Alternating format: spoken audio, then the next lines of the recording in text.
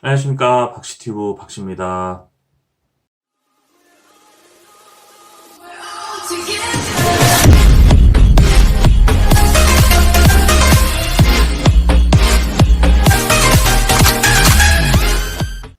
의외로 잘 모르는 시리즈 두 번째 이야기.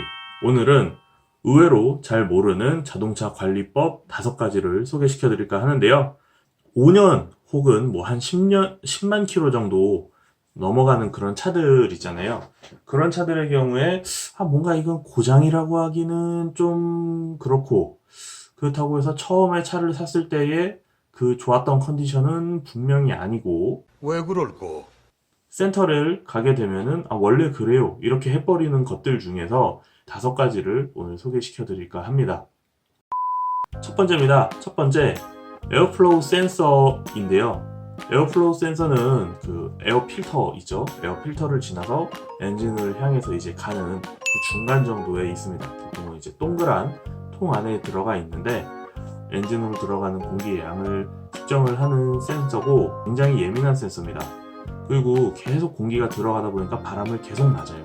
그래서 시간이 지나면 지날수록 미세한 먼지들이 그 센서에 달라붙게 됩니다. 센서를 교체를 해주면 좋겠지만 망가지는 경우가 흔치는 또 않아요. 그래서 클리닝만 해주더라도 훨씬 더 증상이 개선이 되는 경우들이 많아요. 그래서 전용 클리너들이 있습니다. 에어플로우 센서 클리너들이 있는데 보통 뭐 한 10,000원 정도면 사실 거예요. 그걸 가지고 이렇게 가볍게 이렇게 뿌려주기만 해도 세척이 가능합니다. 어떤 걸로 이렇게 닦아주면은 그 센서가 끊어져 버리는 수가 생기기 때문에 절대 물리적인 힘을 가하시면 안 되고요. 그렇게 뿌려주는 것만으로도 굉장히 클리닝이 잘 됩니다.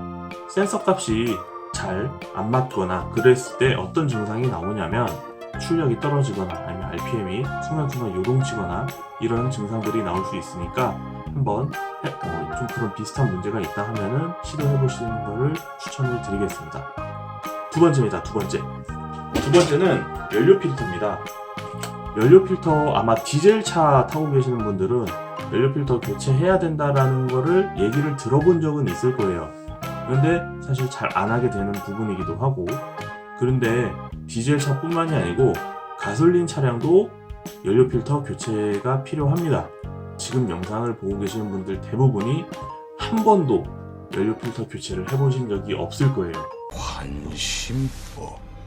연료 필터는 아무리 못해도 가솔린 차량이다 하더라도 10만 킬로에 한 번쯤은 교체해주는 거를 좀 권해드려요. 어쨌든 필터잖아요. 필터이기 때문에 연료에 이런 불순물들이 꽤 나오는데 그게 필터에 걸러지면서 필터를 꽤 많이 막고 있죠. 순간순간 이미 막혀있는 필터 때문에 정량이 공급이 되지 않을 수가 있어요. 시동을 걸고 아이들 상태에서 이렇게 가만히 느껴보시면은 이게 차가 부조라고 하기는 좀 그렇고, 근데 한 번씩 틱틱 튀는 느낌이 드는 경우가 있을 수 있습니다. 이게 어쩌면 이 녀석이 원인일 수도 있어요. 그러니까 혹시 여유가 있다면 연료 필터도 꼭 한 번씩 확인을 해보시기를 권해드립니다.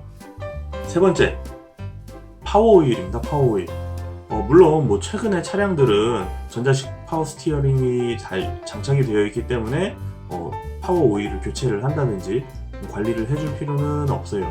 하지만 여전히 이 도로 위에는 요 오일로 작동하는 그런 차량들이 많이 있습니다.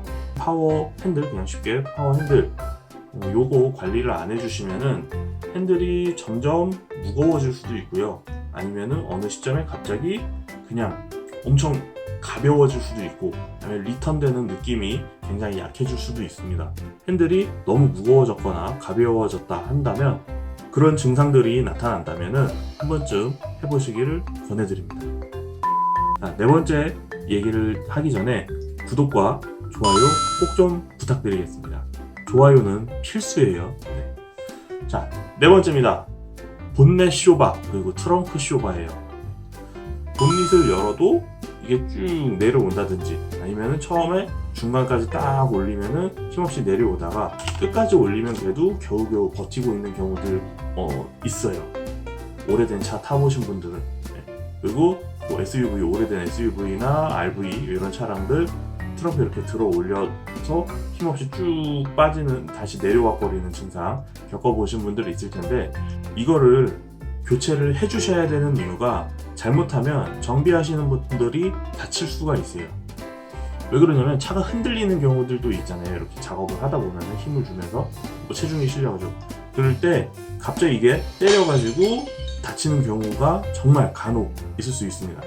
그렇기 때문에 보닛을 들어도 힘없이 내려오는 상태다 라고 하면 꼭 교체하시기를 권해드리겠습니다.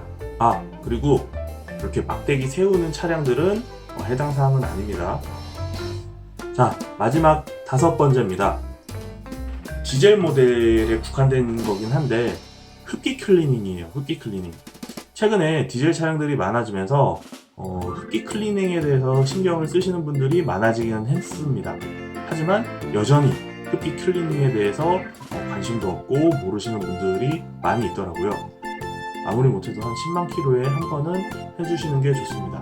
이 흡기 라인들 보면 이제 매니폴더도 지나가고 뭐 이렇게 되는데, 거기에 카본이 잔뜩 껴요. 정말 생각한 것 이상으로 굉장히 많이 낍니다.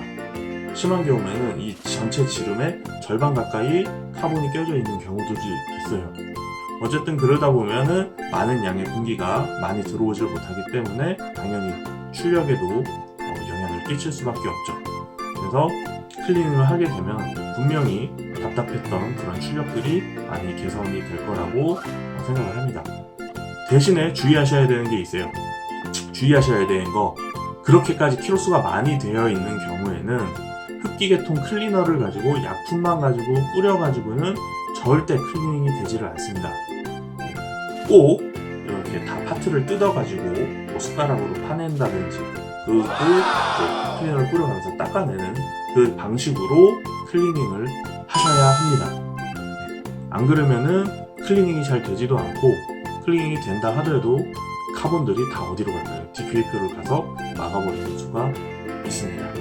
자, 이렇게 오늘도 가볍게 5가지 소개를 시켜드리는데, 저는 전문적인 정비사가 아니기 때문에 작업하는 걸 보여드리지는 못하고요.